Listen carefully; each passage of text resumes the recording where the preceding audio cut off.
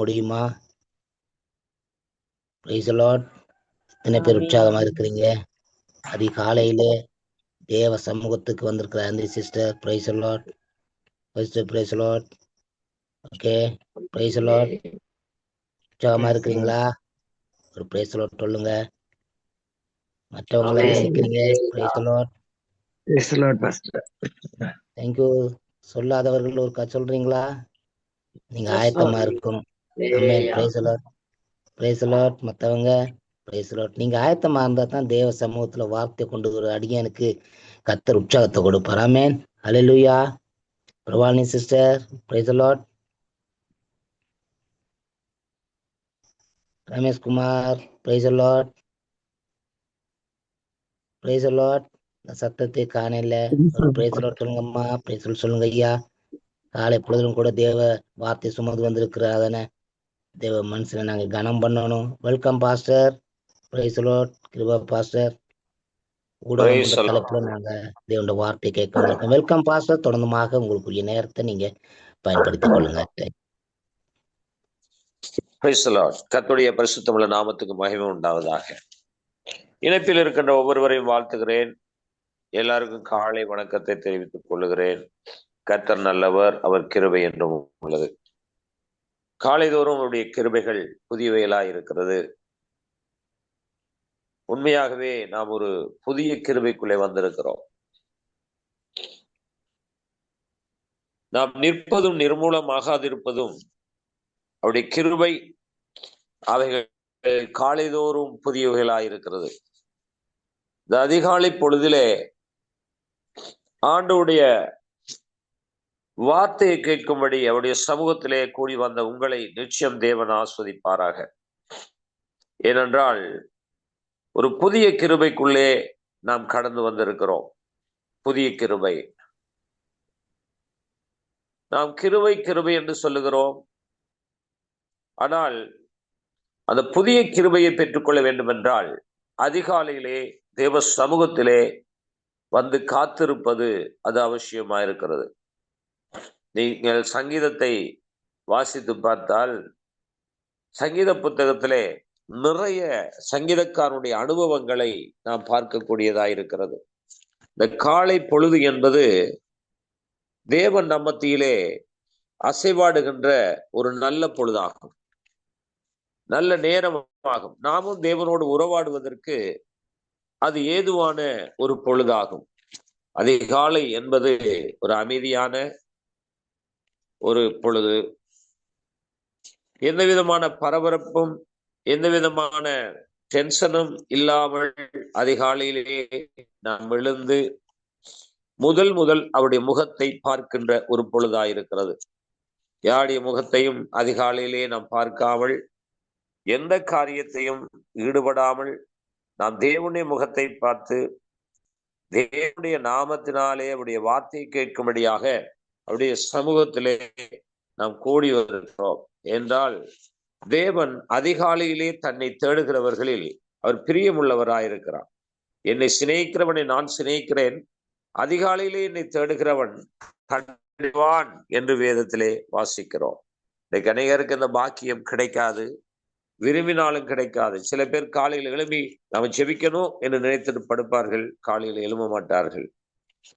அல்லது எப்பவாவது ஜெபம் பண்ணினா என்ன, அதனால ஒண்ணும் இல்லை, காலையில என்னால எழும்ப முடியாது என்ற ஒரு தீர்மானத்தை எடுத்து வைத்திருக்கிறார்கள். சில பேர் சொல்ல காலையில எழும்ப மாட்டேன் என்று சொல்வார்கள். ஏதோ பெரிய ஒரு சாதனை சாதித்தது போல காலையில எழும்பாதது ஒரு பெரிய சாதனை என்று நினைத்து கொண்டு, அது ஒரு திறமை என்று நினைத்து கொண்டு சில பேர் சொல்லுவார்கள், நான் காலையில எழும்ப மாட்டேன், நான் 7 மணிக்கு தான் எழும்புவேன், எனக்கு காலையில சரி வராது, காலையில தான் நல்ல தூக்கம் வரும், நித்திரை வரும் என்றெல்லாம் சொல்லுவதை கேட்டிருக்கிறோம். பிரியமானவர்களே, காலையில ஒரு கடைசி ஒரு 5 மணிக்கு எழும்பாத ஒரு நபர் என்றால் ஒரு தேவ பிள்ளை. அவர்களை எப்படி தேவ பிள்ளை என்று சொல்ல முடியும்? 6 மணிக்கு ஒரு 6 மணிக்கு மேலே யாரும் நித்திரை கொள்ள மாட்டார்கள் நினைக்கிறேன், எனக்கு தெரியாது.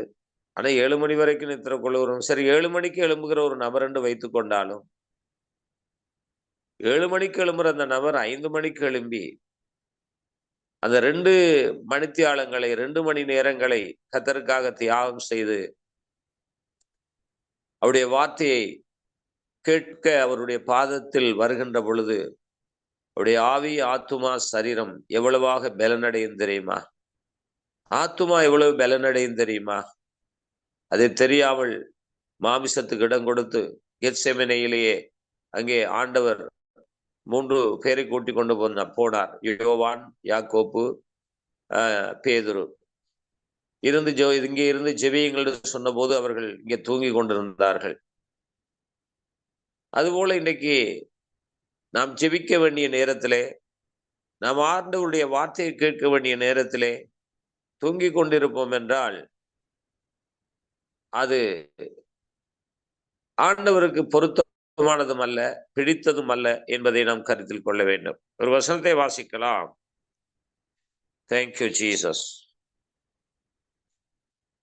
4வது சங்கீத புத்தகம், சங்கீதம் 4வது அதிகாரம் 5வது அதிகாரம்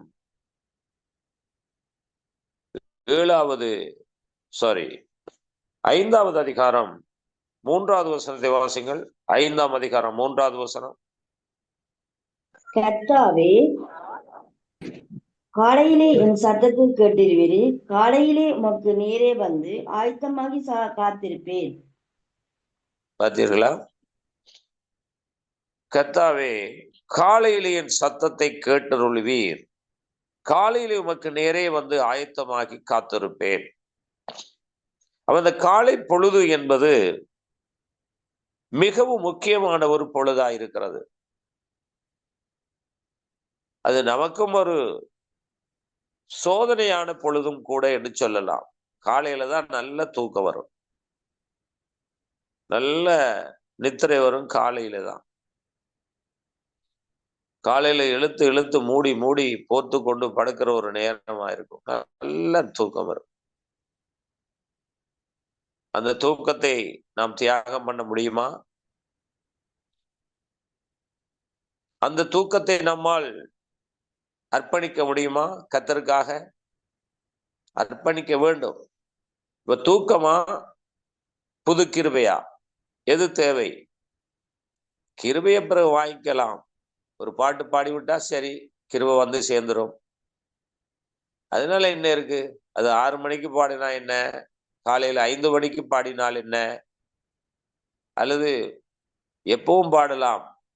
நான் கர்த்தரை எக்காலத்திலும் ஸ்தோத்தரிப்பேன் என்று சொல்லப்பட்டிருக்கிறது. காலையில தான் ஸ்தோத்தரிக்கணுங்கிற அவசியம் இல்லையே.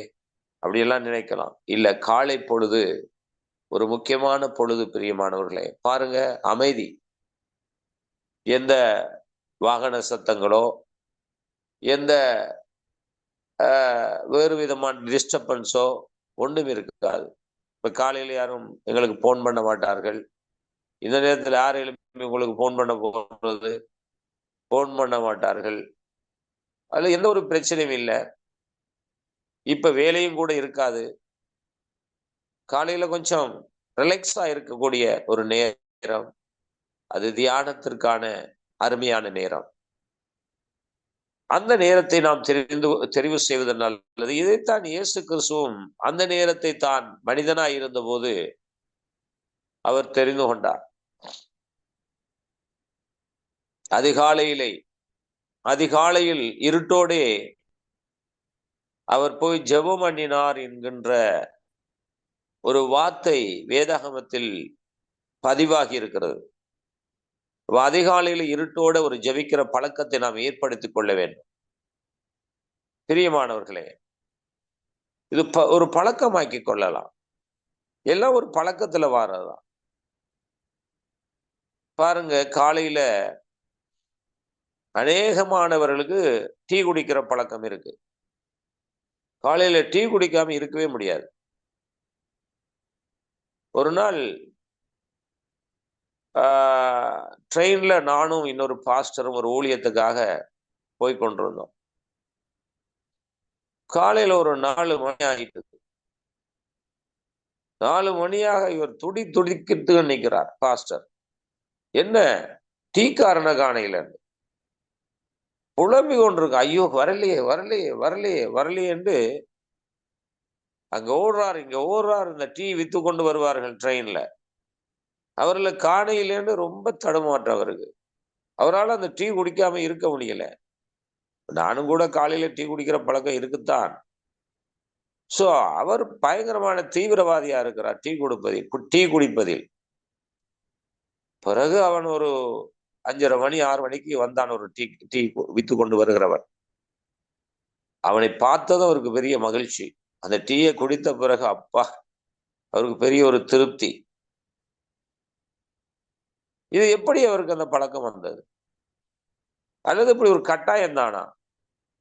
அதை செய்ய வேண்டும் என்கிற காலையிலேயே இந்த டீ குடிக்க வேண்டும் என்ற கட்டாயம் இருக்கிறதா? இல்ல, மாறாக என்ன நடக்கிறது? பழகி கொண்டோம். பழக்க தோஷம்.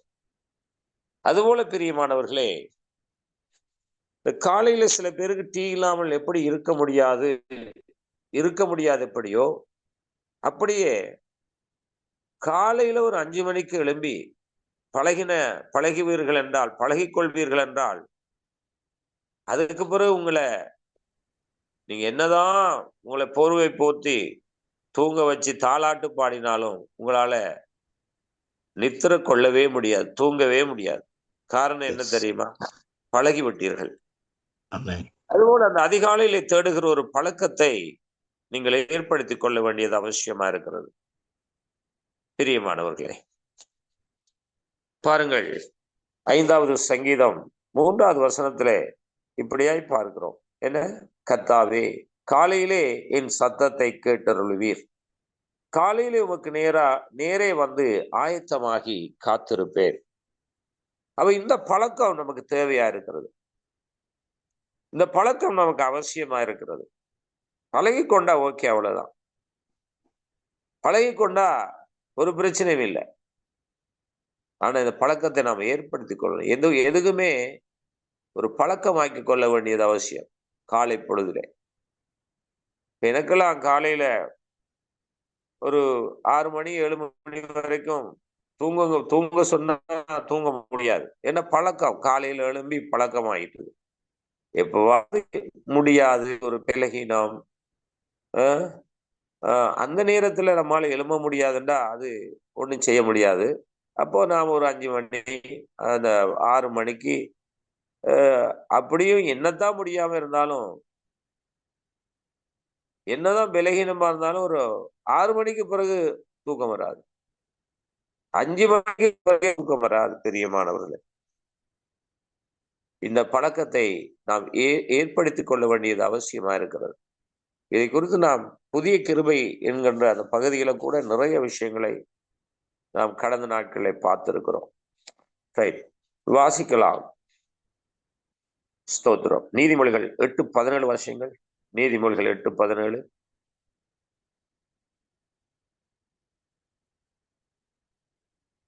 நீதிமொழிகள் 8:17. என்னை சிநேகிக்கிறவர்களை நான் சிநேகிக்கிறேன், அதிகாலையில் என்னை தேடுகிறவர்கள் என்னை கண்டடைவார்கள். ஆமென். இப்ப யார் தேவனை நேசிக்கிறவர்கள்? இதுல இருந்து நம்ம கண்டுபிடிக்க முடியும். நான் தேவனுடைய பிள்ளை, நான் தேவன் நேசிக்கிறேன் அப்படி என்று சொல்லுகிறவர்களை நாம் அடையாளம் காண முடியும். எப்படி என்றால், அவர்கள் காலையிலே உண்மையாய் நேசமுள்ளவர்கள், உண்மையாய் கடவுளை தேவனை நேசிக்கிறவர்கள் அவர்கள் காலையிலே தேடுவார்கள். தூக்கத்தை நேசிக்கிறவர்கள் கர்த்தரை நேசிக்கிறவர்கள் எழும்புவார்கள். அந்த வகையில நாம் அனைவரும், குறிப்பாய் நீங்கள், தேவனை நேசிக்கிறவர்கள் என்று இதனால நாம் கண்டுபிடிக்க முடியும். ஆமென். வாயில சொல்லிக்கொண்டு, வாயில அன்பு கூறுவேன் இன்னும் அதிகமாய், ஆராதிப்பேன் இன்னும் ஆர்வமாய் என்று 8 மணிக்கு எழுப்பி பாடுகிறவர்கள் எல்லாம் ஒரு நாளும் தேவனை நேசிக்கிறவர்கள் இல்லை. அவெல்லாம் சும்மா உதட்டுல தான் கர்த்தரை கனப்படுத்துகிறார். உள்ளம் தூரமாயிருக்கிறது. அதைத்தான் இயேசு சொன்னார். இவர்கள் தங்கள் உதடுகளினால் என்னை கனப்படுத்துகிறார்கள், ஆனா உள்ளமோ எனக்கு தூரமாயிருக்கிறது. பிரியமானவர்களே, இந்த பழக்கத்தை நாம் ஏற்படுத்திக் கொள்ள வேண்டும். 5 மணிக்கு பிறகு தூங்குகிற ஒரு விசுவாசி, அது விசுவாசியே கிடையாது. தெரியுமா உங்களுக்கு? அது விசுவாசியே இல்லை. சில வேளை பலகீனத்து நிமித்தம், சில வேளை மருந்து மாத்திரைகளை குடித்து விட்டு காலையில் எழும்ப முடியாத சூழ்நிலைகளும் சிலருக்கு இருக்கலாம். அது நாம் தவிர்க்க முடியாது. சோ மனம் இருக்கு, முடியல அப்படிங்கிற ஒரு காரியமும் இருக்கலாம். இருந்தாலும் சில பேர் எவ்வளவுதான் தள்ளாடி, எவ்வளவுதான் பலகீனமா இருந்தாலும், என்னதான் இருந்தாலும் எழும்பி தேவ சமூகத்துக்கு வருவதற்கு அவர்கள் அஞ்ச மாட்டார்கள், தயங்க மாட்டார்கள், என்னதான் பலகீனமா இருந்தாலும். சப்போஸ் ஒருவேளை நாம எழும்ப முடியாமல் போனால், ஒரு பலவீனத்து நிமித்தம் எழும்ப முடியாமல் இருந்தால், பிரியமானவர்களே, அதுக்கு பிறகு சரியான துக்கமா இருக்கும். ஐயோ, எழும்ப முடியலையே, இன்னைக்கு நாம் ஜெபிக்க முடியலையே, இன்னைக்கு நாம் வார்த்தைகளை கேட்க முடியலையே என்று என்னத்தையோ ஒரு பொருளை, ஒரு பணத்தை இழந்து போனதற்கான ஒரு ஃபீலிங் எப்படி இருக்கிறதோ அப்படி அந்த ஃபீலிங், அந்த உணர்வு அந்த ஒரு விசுவாசிக்கு இருக்கும். அல்லது அந்த உணர்வு இல்லை என்றால் அது விசுவாசியே இல்லை. அது விசுவாசியே இல்லை. ஏன்? யார் விசுவாசி? தேவனை விசுவாசிக்கிறவர்கள். விசுவாசம் என்ற எப்படிப்பட்ட விசுவாசம்? அது உண்மையான அன்பு செலுத்துகிறவர்கள். இந்த நீதிமொழிகள் நாம நல்ல, இந்த வசனம் எல்லாருக்கும் தெரியும். என்னை சிநேகிக்கிறவர்களை நான் சிநேகிக்கிறேன். நல்ல கவனிங்க. யார் சிநேகிக்கிறார்? சிநேகம் என்றால் என்ன? யார் அன்பு வைத்திருக்கிறார்கள்? கடவுள் மீது யார் அன்பு கொண்டவர்களாய் இருக்கிறார்கள்? அன்பு உள்ளவர்களை தேவன் அன்புள்ளவர்களை அவரும் நேசிக்கிறார். என்னை சிநேகிக்கிறவர்களை நான் சிநேகிக்கிறேன். அப்படி என்றால் அதனுடைய அடையாளம் என்ன? தேவனை நான் சிநேகிக்கிறேன், கடவுளை நான் நேசிக்கிறேன், அவரில் நான் அன்புள்ளவளாய் இருக்கிறேன் என்பதற்கான அடையாளம் என்ன? அந்த அடையாளம்தான் அதிகாலையிலே நாம் தேவனை தேடுகின்ற ஒரு பழக்கம். ஆமென். இந்த அதிகாலையிலே தேடாமல் தங்களுடைய இஷ்டத்துக்கு தேடுகின்ற ஒரு பழக்கம் உள்ளவர்கள் ஒரு சுயநலவாதிகள். அவரிடத்துல அன்பு இல்லை, அவரிடத்துல ஏதாவது பெற்றுக்கொள்வதற்காக சுயநலவாதிகளாய், செல்ஃபிஷ் கொண்டவர்களாக காணப்படுகிற ஒரு விசுவாசிகள். பிரியமானவர்களே, இப்படி ஊழியர்களும் கூட இருக்கலாம். நான் எல்லாம் இந்த வார்த்தைகளை கூடுதலா அறியாததுக்கு முதலே நான் பொதுவா நான் இந்தியாவிலே கொஞ்ச நாட்கள் ஊழியம் செய்தேன். இந்தியாவிலே சத்தியமங்கலம் என்கிற பகுதியில, அங்கே பவானி சாகர் என்கின்ற ஒரு இடத்துல நான் சபை வைத்திருந்தேன். காலையில 4 மணிக்கு எழும்பி என்னுடைய வீட்டில இருந்து ஒரு கிலோமீட்டருக்கு அந்த பக்கம் ஒரு குளம் இருக்கிறது.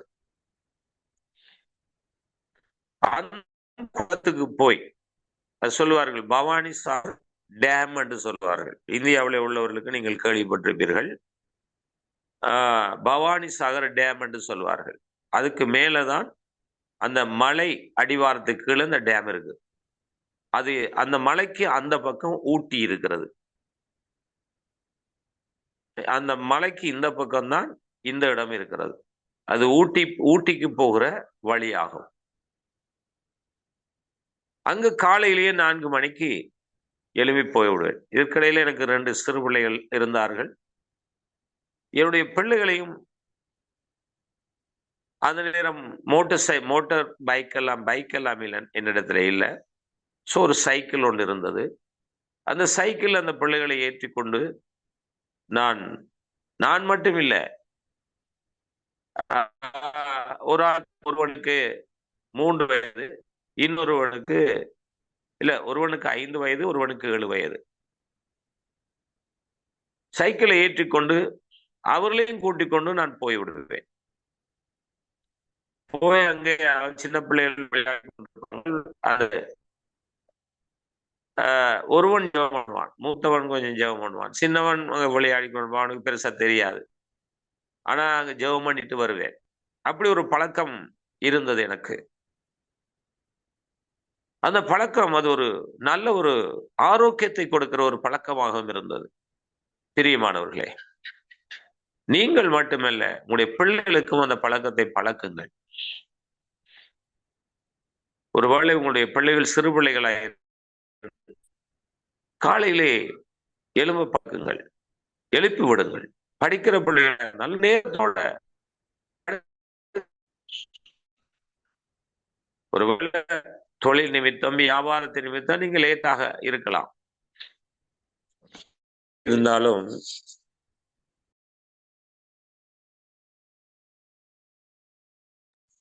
அதிகாலையிலே தேடுகிற பழக்கத்தை நீங்கள் ஏற்படுத்திக் கொள்ளுங்கள். இந்த இணைப்புல எனக்கு தெரியும் தேவகுமார் பிரதர் இருக்கிறார்.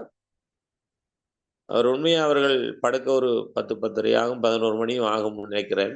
ஆனால் அவர்கள் 4 மணிக்கு எழுப்பி விடுவார்கள். அப்படி வீட்டில் நான் தங்கி இருந்திருக்கிறேன்.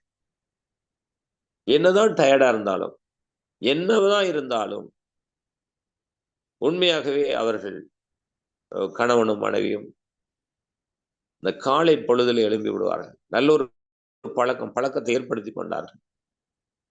பிரியமானவர்களே, அதுபோல அந்த பழக்கம் நமக்கு தேவையா இருக்கிறது. ஸ்தோத்திரம். என்றால் அதிகாலையிலே தேடுகிறவன், என்னை சிநேகிக்கிறவன் தேடுகிறான் என்று சொல்லப்பட்டிருக்க. கடந்த நாட்களில் நாம் பார்த்தோம்,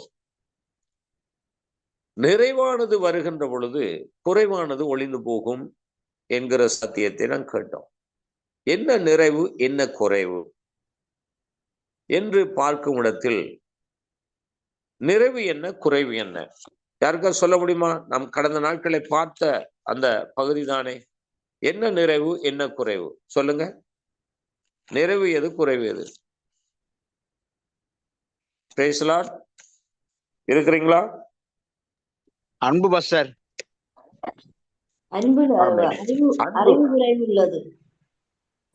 அறிவு குறைவு உள்ளது. வெரி குட், வெரி குட், அருமையான பதில். அறிவு குறைவுள்ளது. அப்ப எது நிறைவுள்ளது? அன்பு. அன்பு நிறைவானது. ஓகே, அறிவு என்பது என்ன? அறிவு என்பது என்ன? மனுஷனுடைய யோசனை பஸ்டர். அது இருக்கலாம். இந்த வேதாகமம், அதாவது நாம் 1 கொரிந்தியர் 13க்கு திரும்புவோம். தீர்க்க தரிசனம் சொல்லுதல். 1 கொரிந்தியர், ஆமென். குறைவு என்றால் தீர்க்க தரிசனம் குறைவுள்ளது. வாசிக்கலாமே. சில பேர் டவுட் அடிக்கணும். நாம் தீர்க்க தரிசனம் சொல்லுதலும் குறைவுள்ளது. நிறைவானது வரும்போது அடுத்தது குறைவானது ஒளிந்து போகும். ஆமென். 8வது வசனத்தை வாசிங்க.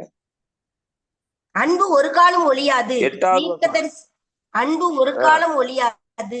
தீர்க்க தரிசனங்கள் ஆனாலும் ஒளிந்து போகும், அந்நிய பாசைகள் ஆனாலும் ஒளிந்து போகும், அறிவானாலும் ஒளிந்து போகும். நம்முடைய அறிவு குறைவுள்ளது. நாம் தீர்க்க தரிசனம் சொல்லுதலும் குறைவுள்ளது. அதிகாரம் எத்தனை அதிகாரம்? 1 கொரிந்தியர் 13. 1 கொரிந்தியர் 13ஆம் அதிகாரம் பிரதர். ஏற்கனவே பார்த்ததுதான். இப்ப உங்களுக்கு புரியுதா? இப்ப நம்ம என்ன செய்துட்டு இருக்கோம்? கிறிஸ்தவர்கள் மோஸ்ட்லி என்னத்தை நிறைவை அவர்கள் செய்கிறார்களா அல்லது குறைவை செய்கிறார்களா என்று கேட்கும் இடத்தில் உங்களுக்கு தெரிய வந்த பதில் என்ன? கிறிஸ்தவ சமூகம், திருச்சபை சமூகம் நிறைவானதை செய்கிறதா அல்லது குறைவானதை செய்கிறதா? Please answer. குறைவானதை செய்து பதில் சொல்லுங்க. குறைவானதை செய்து. என்ன குறைவானது? தீர்க்க தரிசனம். என்ன குறைவானது? தீர்க்க தரிசனம், அற்புதங்கள், அடையாளங்கள், அந்நிய பாஷைகள், அறிவு எல்லாம் ஆமா ஆமா. இதை பற்றி வேதம் தெளிவாய் சொல்லுகிறது, இது குறைவுள்ளது.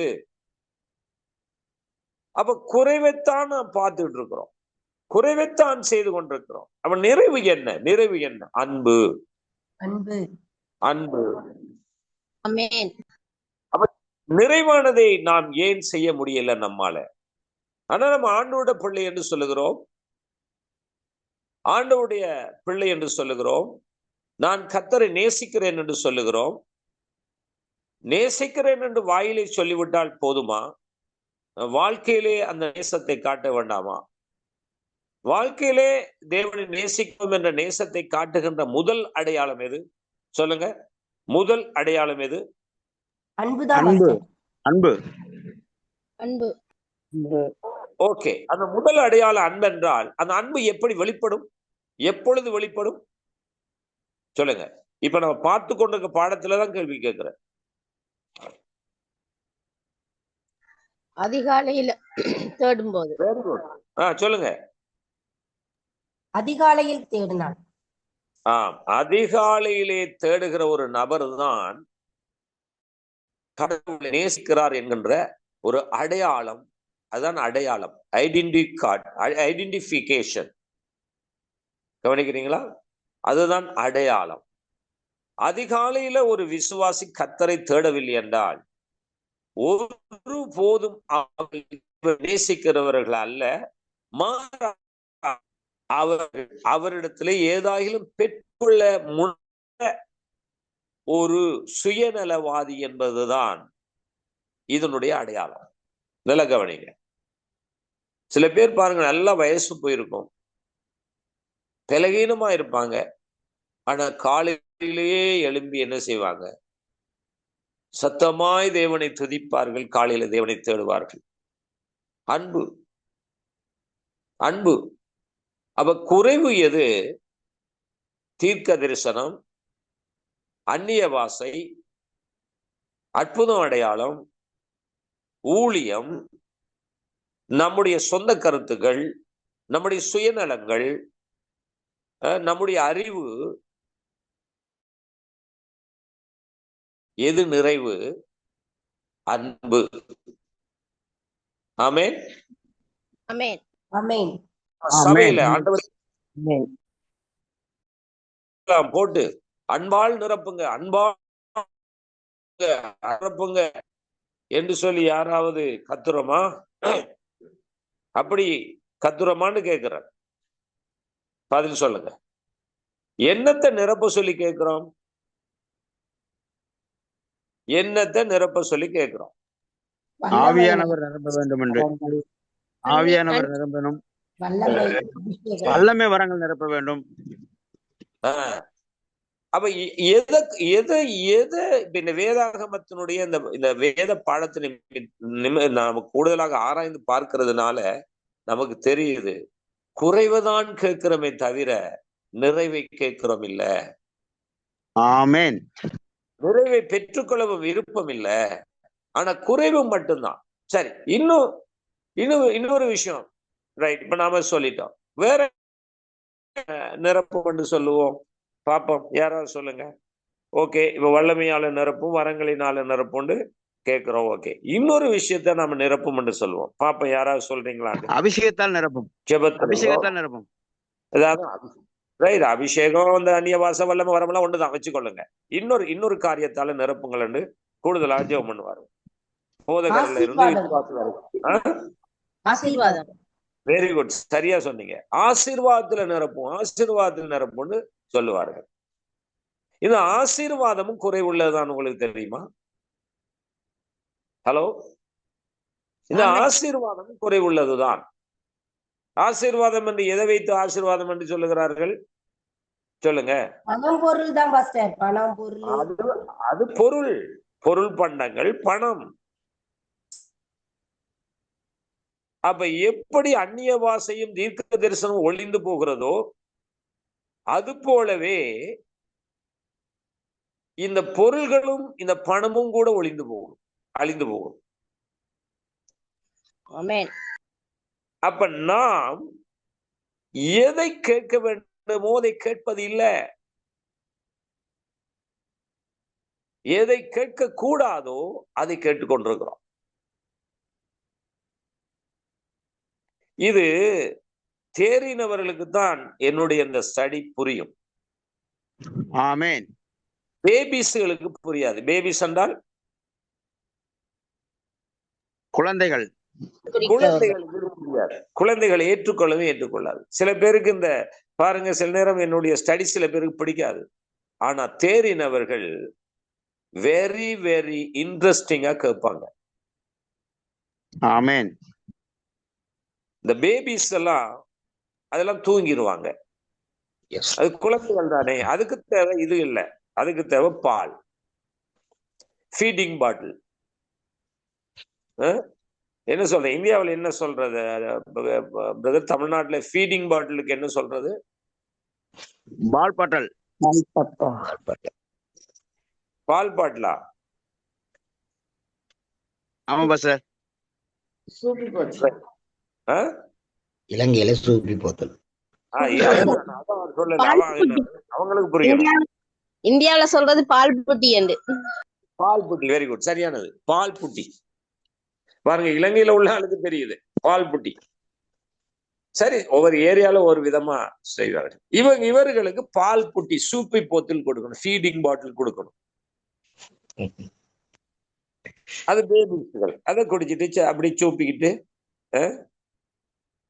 அப்படியே சூப்பிக்கிட்டு அப்படியே இருக்க வேண்டியதான். சில பேர் பாருங்க பால் கூட இருக்காது, அதுல இந்த பால் பாட்டில் இல்லாதத சும்மா அந்த கையில வச்சு சூப்புறத கொடுப்பாங்க. பாத்துருக்கீங்களா? நீங்க கொடுத்துருக்கிறீங்களா இல்ல நீங்க சூப்பி இருக்கிறீங்களா? ஹலோ, விரல்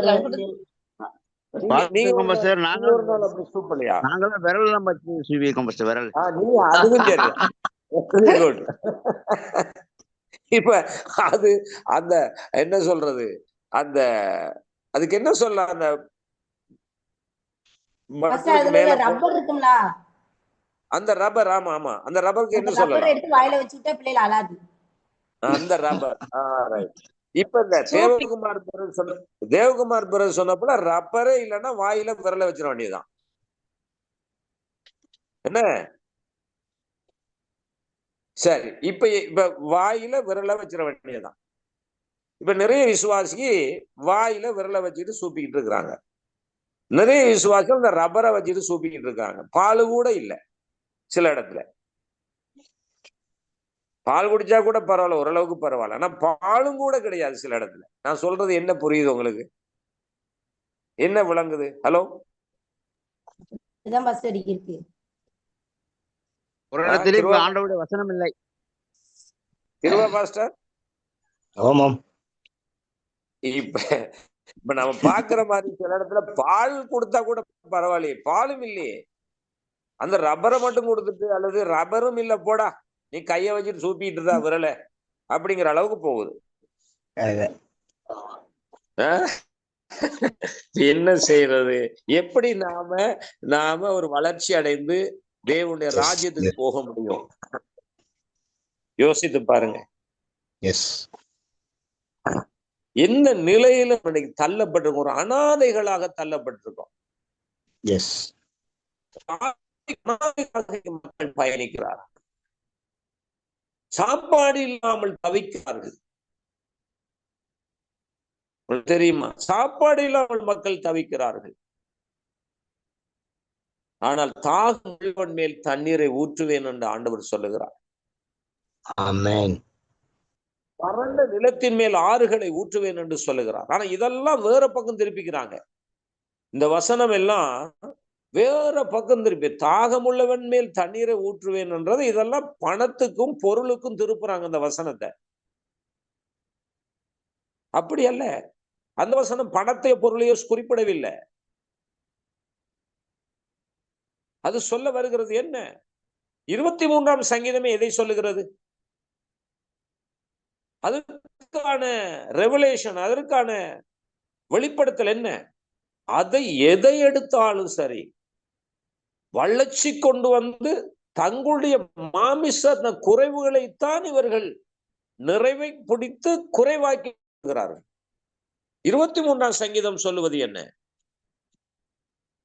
யாராவது சொல்லுங்க. எல்லாரும் கர்த்தர் என் மேய்ப்பராய் இருக்கிறார், நான் தாழ்ச்சி அடையேன். அவர் என்னை புல்லுகள் மேய்த்து அமர்ந்த தண்ணீர் அண்டையில் என்னை கொண்டு போய் விடுகிறார். அவர் என் ஆத்துமாவை தேற்றி அந்த 2 வசனம் போதும். 2 வசனம் போதும். முதல் 2 வசனம் சொல்லுங்க, வாசிங்க. கர்த்தர் என் மேய்ப்பராய் இருக்கிறார், நான் தாழ்ச்சி அடையேன். அவர் என்னை புல்லுள்ள இடங்களில் மேய்த்து அமர்ந்த தண்ணீர்கள் அண்டையில் என்னை கொண்டு போய் விடுகிறார். Right, okay. இப்ப இதுவரைக்கும் நீங்க இந்த இந்த இந்த இந்த வசனத்தை எந்த பார்வையில பார்த்திருக்கிறீங்க?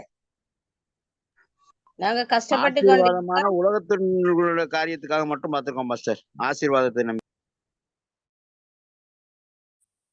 அப்படி இல்ல, அப்படி இல்லவே இல்லை. அதுல இவங்க பார்க்கிற பார்வை அப்படி இல்லை. கண் மங்களா போச்சு போல இருக்கு, செவி மந்தமா இருக்கு போல இருக்கு. பைபிள்ல இருக்கு இந்த வசனம், அதான் நான் சொல்லுகிறேன். கண் குருடா இருக்கு, செவி மந்தமா இருக்கு. அதனாலதான் இதை பற்றி பேச தெரியல, இதை பற்றி பார்க்க தெரியல. 3வது வசனம் இந்த 2 வசனத்துக்கும் பதில் சொல்லுகிறது. 3வது வசனத்தை வாசிங்க.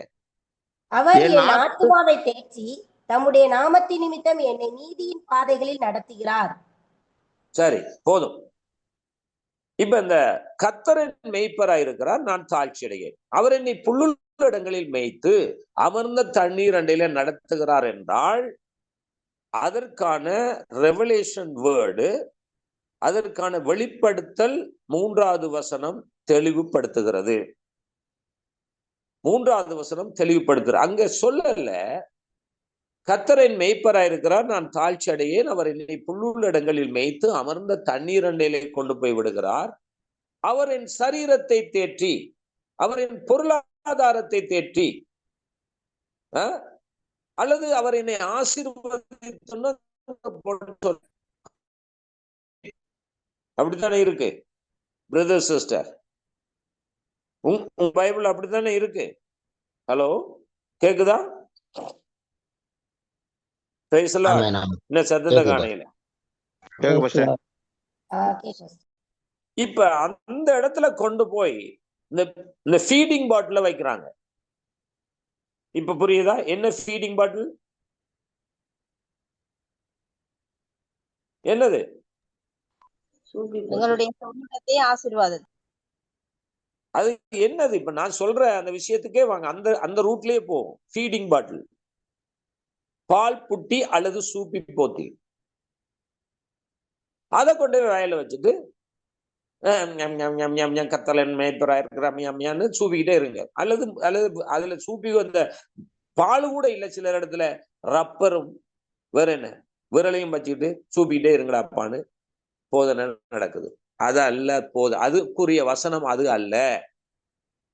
அது எதை குறிக்கிறது? கர்த்தரின் மேய்ப்பராயிருக்கிறார், புல்லுள்ள இடங்களில் அவர் என்னை மேய்த்து அமர்ந்த தண்ணீரண்டை என்னை கொண்டு போய் நிறுத்துகிறார். புல் என்பது சத்தியம், அமர்ந்த தண்ணீர் என்பது தெளிவான உபதேசம். யாருக்கு புரியுது? ஹலோ, ஆமென்.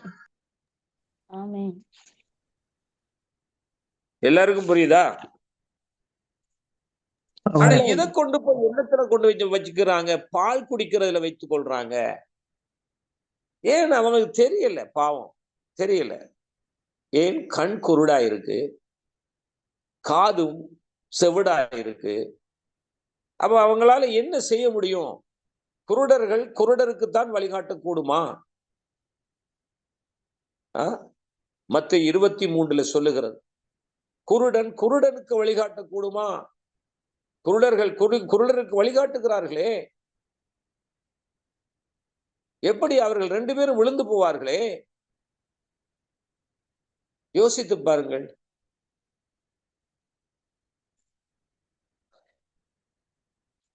உண்மையா இந்த சத்தியத்தை அறிந்த உண்மையா நான் நிறைய கவலைப்படுவேன். சிலருடைய பிரசங்கத்தை கேட்டா, சில விசுவாசிகளுடைய காரியங்களை பார்த்தா, அவர்கள் ஜெபிக்கிறத பார்த்தா, அவர்கள் சொல்லுறத பார்த்தா, அவருடைய பிரசங்கங்களை பார்த்தா, ஐயோ எனக்கே வேதனையா இருக்கு பிரதர் சிஸ்டர்.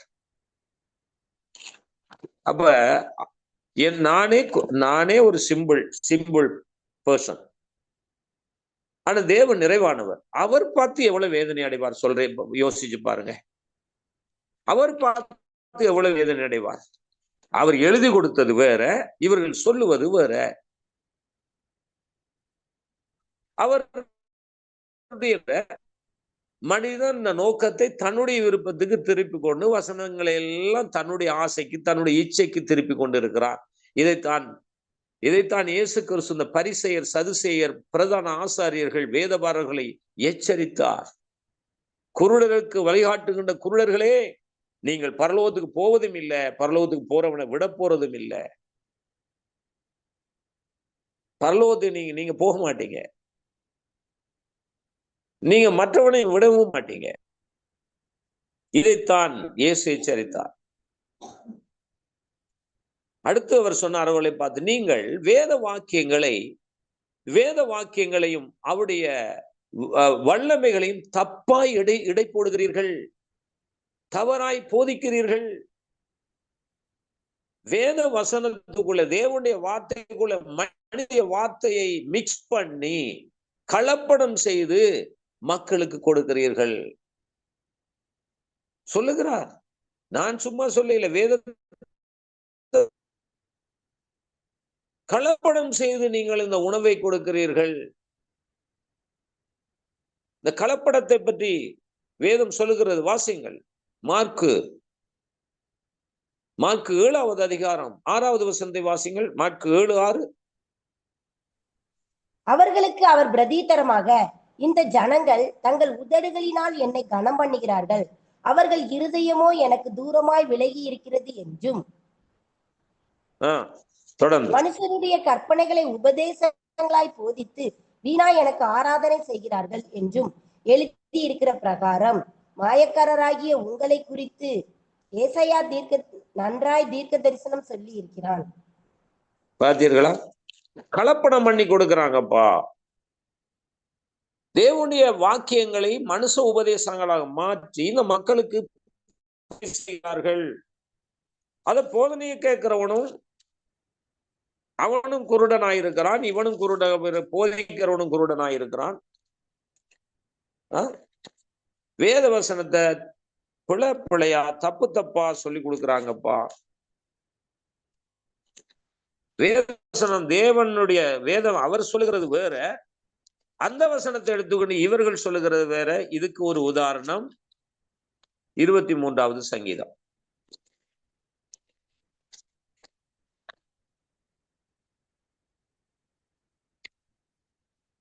புல் என்பது என்ன? புல் என்பது என்ன? அவர் என்னை புல்லுள்ள இடங்களில் மேய்த்து. அது என்னது?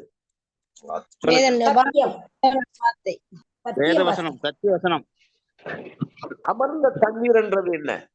உபதேசம். தெளிந்த உபதேசம். தெளிந்த தண்ணீர். அமர்ந்த தண்ணீர் என்பது தெளிவான உபதேசம். வாசிக்கலாம். ஏசாயா தீர்க்க தரிசன புத்தகம் 55வது அதிகாரம் 55வது அதிகாரம் 1வது வசனத்தை வாசிங்கள். ஓ தாகமாய் இருக்கிறவர்களே, நீங்கள் எல்லாரும் தண்ணீர்கள் அண்டைக்கு வாருங்கள். பணம் இல்லாதவர்களே, நீங்கள் வந்து வாங்கி சாப்பிடுங்கள். நீங்கள் வந்து பணமும் இன்றி விலையும் இன்றி திராட்சரசமும் பாலும் கொள்ளுங்கள். ஓ தாகமாய் இருக்கிறவர்களே, தாகமுள்ளவன் மேல் தண்ணீரை ஊற்றுவேன் என்றால் அதனுடைய அர்த்தம் என்ன? வறண்ட நிலத்தின் மேல் ஆறுகளை ஊற்றுவேன் என்றால் அதுக்கான வியாக்கியானம் என்ன? நாம கேட்கிற இன்னைக்கு மக்கள் இன்னைக்கு நாம கேள்விப்பட்ட வியாக்கியானங்கள் என்ன? எதை எடுத்தாலும் கொண்டு வந்து இந்த மாமிச இச்சைக்குள்ள கொண்டு வந்து பொருளாதாரத்துல கொண்டு வந்து நிப்பாட்டிடுறது. ஆனா ஆத்மாண்டு ஒன்று இருக்கே, அந்த ஆத்மாவுக்கான ஆகாரம் தேவையே, ஆத்மாவுக்கு கலப்படம் இல்லாமல் நஞ்சூட்டப்படாத உணவு கொடுக்கணுமே. இன்னைக்கு நாம் உலக பிரகாரமாய் பார்க்கிற உணவுகள் எல்லாம் நஞ்சூட்டல், நஞ்சுதான் இருக்கிறது, விஷம் கலந்து இருக்கிறது. அதே போலதான் இன்னைக்கு ஆவிக்குரிய ஆகாரத்திலையும் விஷம் கலக்கப்பட்டிருக்கிறது, நஞ்சூட்டப்பட்டிருக்கிறது. சில கடைகள் போர்டு போட்டிருப்பாங்க, நஞ்சில்லா உணவு, இயற்கை உணவுண்டெல்லாம் போட்டிருப்பாங்க பாருங்க. ஒரு வாழைப்பழத்தை எடுத்துக்கொள்ளுங்க, அதுல மருந்து அடிக்கிறான். ஒரு பலாப்பழத்தை எடுத்துக்கொள்ளுங்க, அதுக்கு மருந்து அடிக்கிறான். ஒரு மாம்பழத்துக்கு எந்த பழம் மருந்து தான் அடிக்கிறான். கறி, மரக்கறி எல்லாத்துலயும் மருந்து தான் அடிக்கிறான்.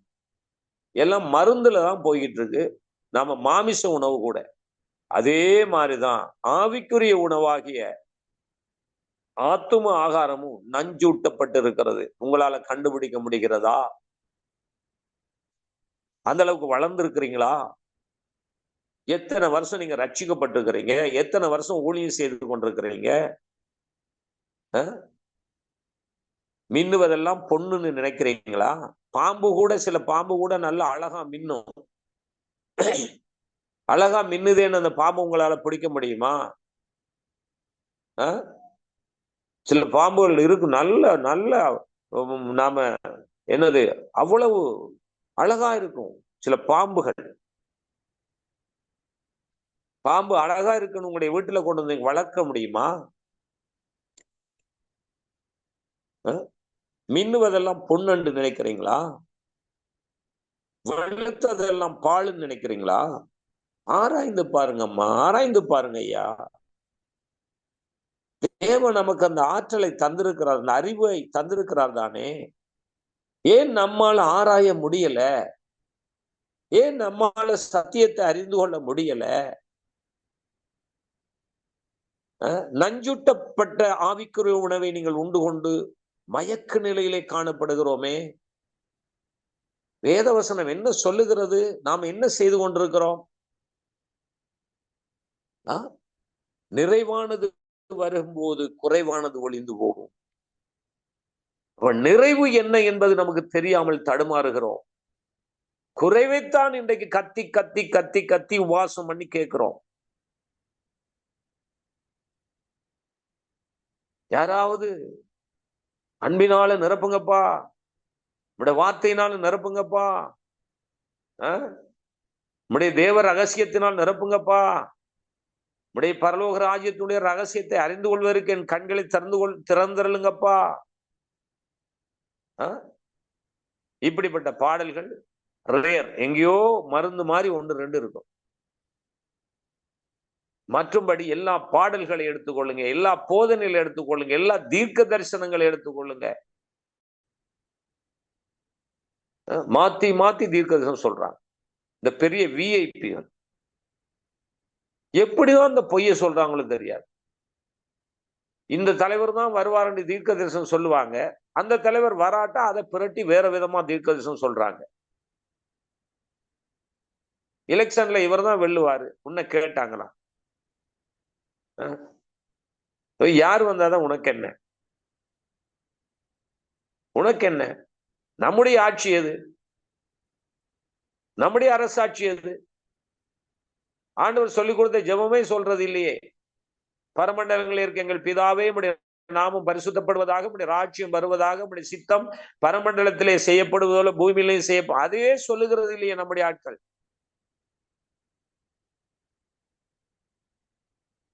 இப்ப எந்த ஆட்சியை தாண்டி இவர்கள் தீர்க்கதரிசனம்? நமக்கு எது ஆட்சி? எது நமக்கு தேசம்?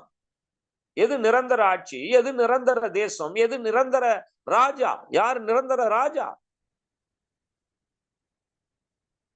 நிரந்தரம் எது? இதெல்லாம் கண்டுபிடிக்க தவறிக்கொண்டு என்ன செய்கிறோம் பாருங்க. ஒரு வசனத்தை சொல்றார் இயேசு, ஒளியின் பிள்ளைகளை பார்க்கிலும் இப்பிரபஞ்சத்தின் பிள்ளைகள் தங்கள் சந்ததியிலே அதிக ஞானம் உள்ளவர்களாயிருக்கிறார். உலக மனுஷன் தன்னுடைய காரியத்துல ஞானமாயிருக்கிறான். ஆனா ஆவிக்குரிய மனுஷன் ஒளியின் பிள்ளைகள் ஞானம் இல்லாமல் இருக்கிறார்களா? யோசித்து பாருங்க.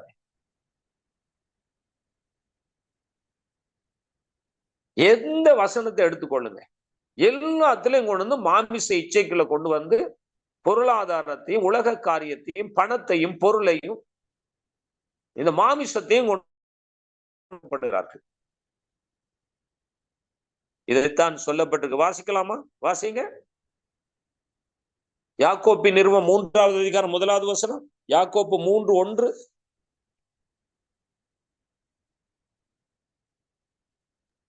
என் சகோதரரே, அதிக ஆக்கினையை அடைவோம் என்று அறிந்து உங்களில் அநேகர் போதகராகாதிருப்பீர்களாக. என்னவா? என்ன வாசிச்சோம்? யாருக்கு? அதிக ஆக்கினை ஏற்படாமல் இருக்க போதகராகாது. சரி, அதுக்காக நாம போதகர் எல்லாரையும் குற்றச்சாட்ட வேண்டாம். நாங்களும் சில நேரம் தவறாய் விசுவாசிகளும் அதை இதை சொல்லுகிறோமே. நமக்கு ஏதோ தெரிஞ்ச மாதிரி அதை இதை சொல்லி கொண்டிருக்கிறோமே. மொத்தத்துல யார் வேத வசனத்தை தவறாய் உச்சரிக்கிறார்களோ, போதகர்கள் மட்டுமல்ல, விசுவாசியா இருக்கலாம், யார் தவறாய் சொல்லிக் கொடுக்கிறார்களோ அவர்களுக்கு ஆக்கினை உண்டு. அவர்களுக்கு ஆக்கினை உண்டு.